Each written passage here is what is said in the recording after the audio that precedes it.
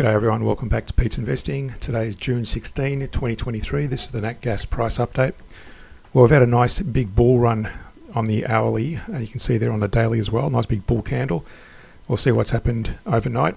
So first off, we look at the weekly, the daily and the hourly, and we trade primarily with the weekly and daily trends before taking any lower level trends on the hourly. So as you can see here, it's broken up from a bearish positioning on the weekly.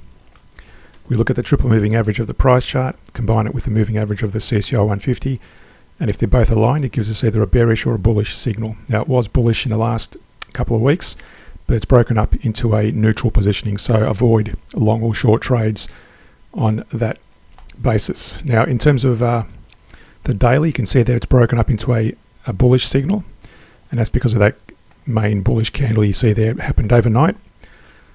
So what it's done, it's broken through our key or our minor resistance there at 24.23, and it's now approaching about midway up towards the 27.86 major resistance area. You will notice as well, this is the 61% Fibonacci retracement level, and it's broken through that level, which is always a key area to look out for. There's no guarantees it's going to continue up.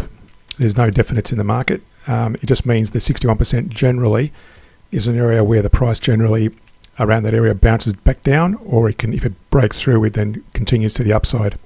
So that's a key area to look out for. It's like the line in the sand, if you like. So we're moving up slowly, although it's a bit of a bearish candle at the moment. On the hourly, it's giving us a similar story, although you'll notice here we did draw back some time ago, the start of June, we did draw this bullish momentum or bullish divergence on the CCI versus a bearish divergence on the price chart.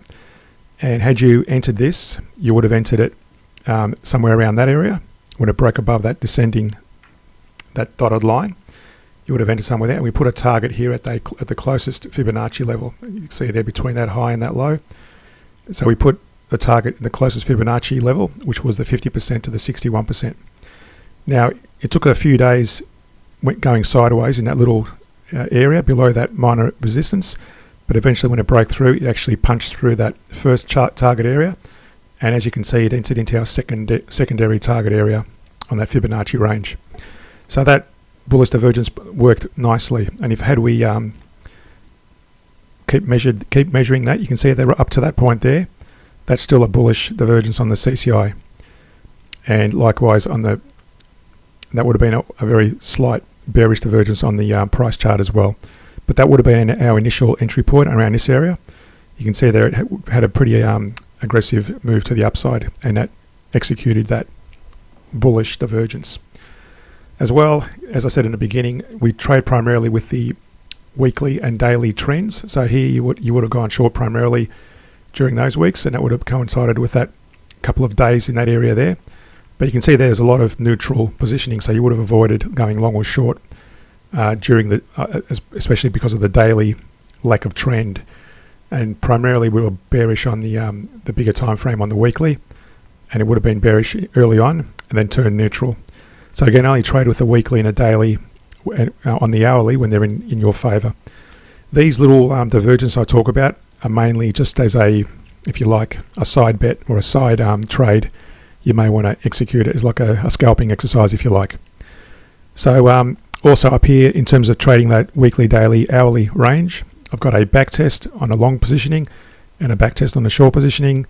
And again, as I said, always trade in a direction of the weekly and daily when they align to avoid trading in those areas where it averages down. We don't use stop losses.